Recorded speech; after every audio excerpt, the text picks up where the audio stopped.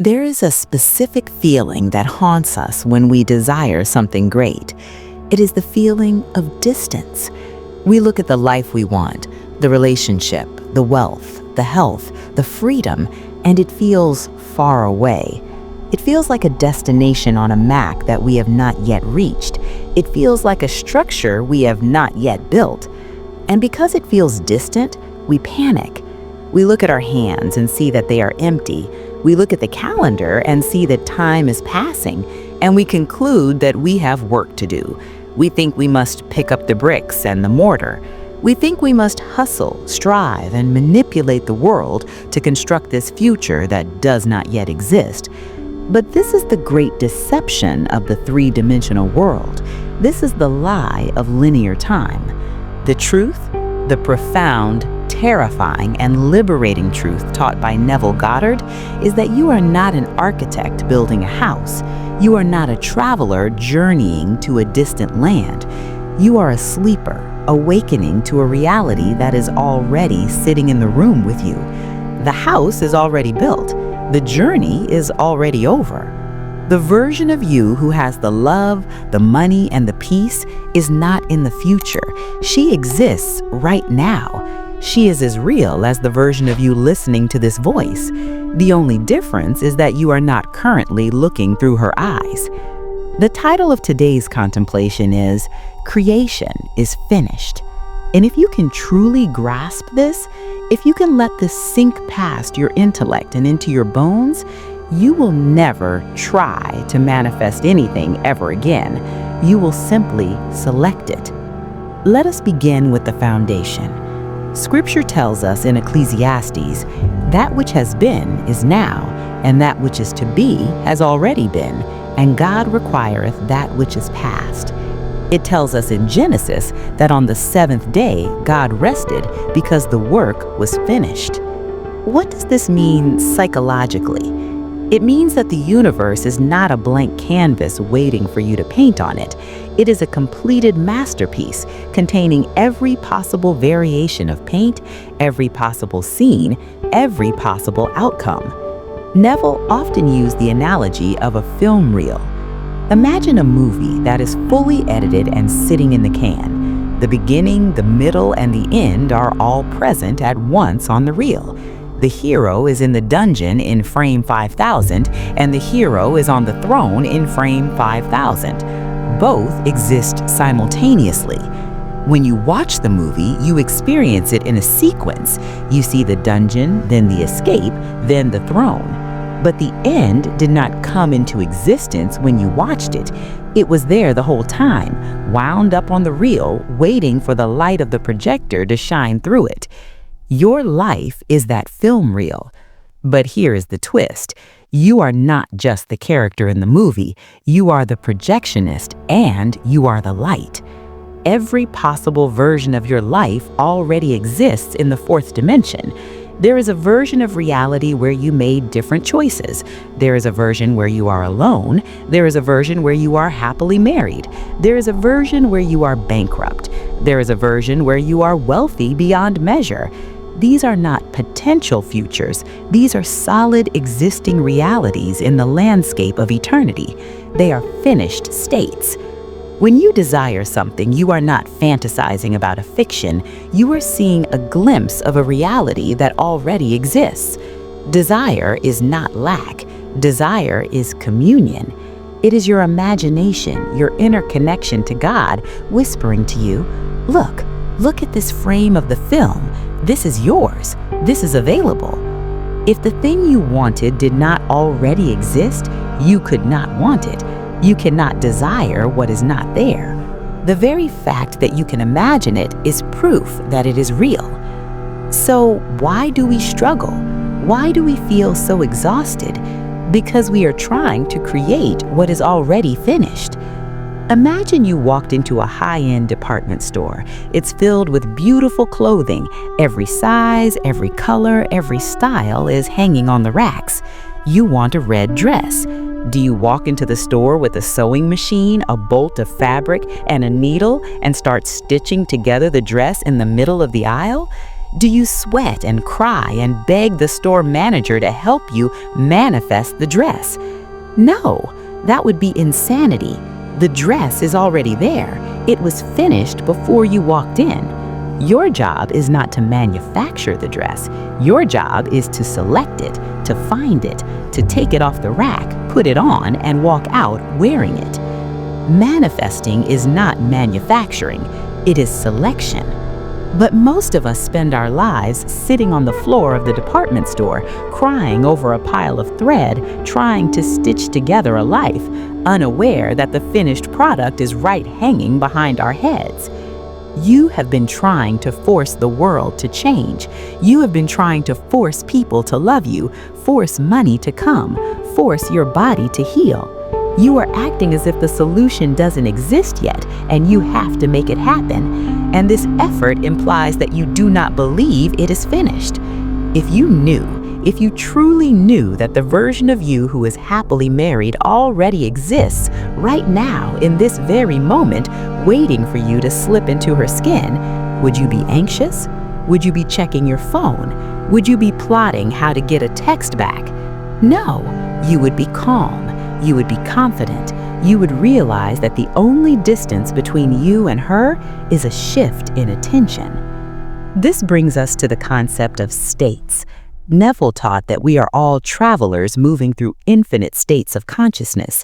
A state is a body of beliefs, a set of reactions, a specific worldview. Poverty is a state. Wealth is a state. Loneliness is a state. Love is a state. You are not your state. You are the immortal being, the operant power passing through the state. Just as a traveler passes through a city, if you are in a city called London, you see red buses, you hear Big Ben, you feel the rain. If you travel to a city called Paris, you see the Eiffel Tower, you hear French, you eat croissants.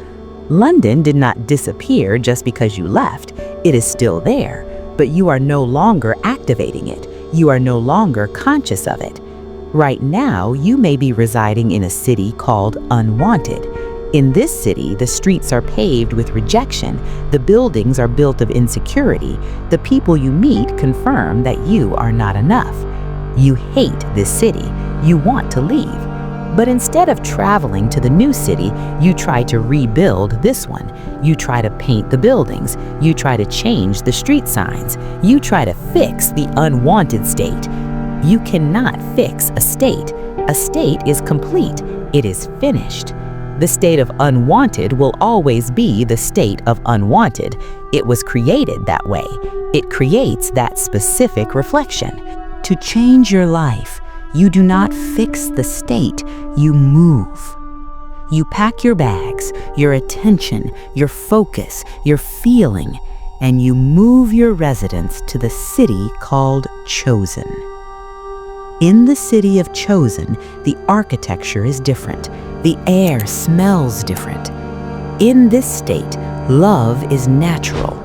In this state, you are the prize. This city already exists. You do not have to build it. You just have to inhabit it. This is what creation is finished means. It means you can stop trying to fix the old you. The old you is a finished state. Leave her alone, let her sleep, and simply wake up as the new you. Now, the logical mind hates this.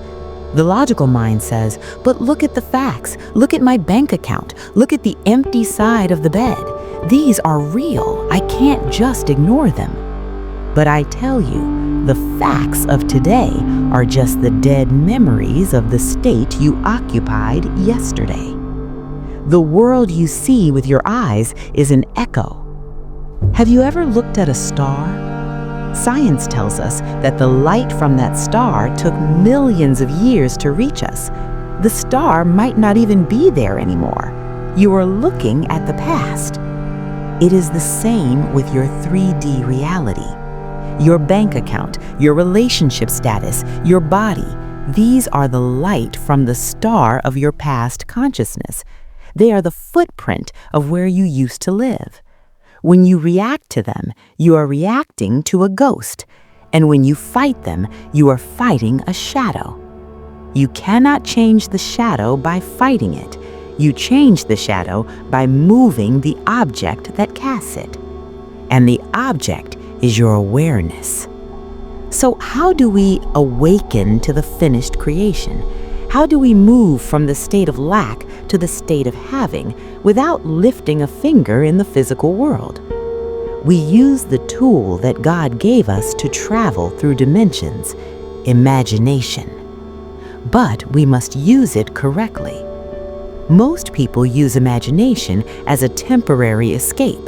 They daydream about being wealthy for 10 minutes to feel better, and then they open their eyes, look at their bills, and say, well, that was nice, but this is reality. They treat imagination as the lie and the 3D world as the truth. You must flip this. You must reach a point of spiritual maturity where you regard your imaginal act as the truth and the 3D world as the temporary illusion. When you go into the silence and you assume the feeling of the wish fulfilled, you are not pretending. You are actually stepping into that finished frame of the film. You are stepping into that finished city. It is real. It is happening now in the only place that matters, consciousness. If you can stay there, if you can bathe in that feeling, if you can saturate your mind with the sensory vividness of that new state, you are anchoring yourself in a new reality. And when you open your eyes, you have not come back to reality. No, you have returned from the only reality there is. And now, the 3D world is under compulsion to rearrange itself to match where you have just been. It does not have a choice. The world is a mirror. If you stand before it wearing the face of a queen, it cannot reflect a beggar. It might take a moment for the steam to clear from the glass, but the image must change. This removes all the pressure. Do you see? If creation is finished, you cannot mess it up. You cannot miss your boat. The boat is always there.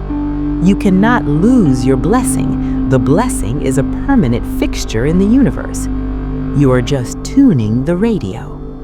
If you are hearing static, you don't destroy the radio. You don't scream that the music has been destroyed. You just turn the dial a millimeter to the right. The music was always there. You just weren't aligned with it. So stop panicking. Stop looking for signs. Stop asking when and how. When is a question of time, and you are operating in the dimension where time is irrelevant. How is a question of mechanics, and the mechanics are handled by a wisdom much deeper than your conscious mind. Your only job is what? What do you want? What state do you wish to occupy? Identify it, and then dare to assume that you are already there. Walk through your day today with this secret knowledge tucked in your pocket. It is already done. When a bill comes, smile and say, I remember when I used to worry about this before I moved to the state of wealth. When loneliness strikes, smile and say, this is just an echo of the old city. I don't live here anymore. My partner is already with me in the state of love. This is what Neville called the Sabbath. The Sabbath is not a day of the week. It is a psychological state of rest. It is the state you enter when you are so convinced that it is finished, you no longer feel the urge to do anything to make it happen. You are not lazy. You are not passive. You are simply at peace. You are like a woman who has ordered a package from Amazon. You have clicked buy. You have received the confirmation email. Do you pace by the door? Do you call the warehouse? Do you worry it won't come? No. You go about your life. You know it is done. You know it is on its way. This is the Sabbath, the deep inner rest of knowing. Thank you, Father, that thou hast heard me. If you are still frantic, if you are still anxiously using techniques, if you are still checking the 3D for results, You are not in the Sabbath. You are still trying to manufacture the dress. Put down the needle and thread. Stand up. Look around. The dress is hanging right there. Claim it. Put it on. Wear it. Become aware of the woman you wish to be and realize that she has been waiting for you to notice her all along. The world is yours. It was given to you before the foundation of the earth. There is nothing to earn, nothing to prove, nothing to create. There is only to accept. Creation is finished. The play is written. The set is built. The costume is ready. Step onto the stage. The spotlight is waiting for you. If this message has found you today, take it as the sign you have been asking for. The waiting is over, not because the external world changed, but because you have remembered who you are. You are not the beggar. You are the selector. If you are ready to live in this state of Sabbath, if you are ready to stop building and start being, then subscribe to this channel.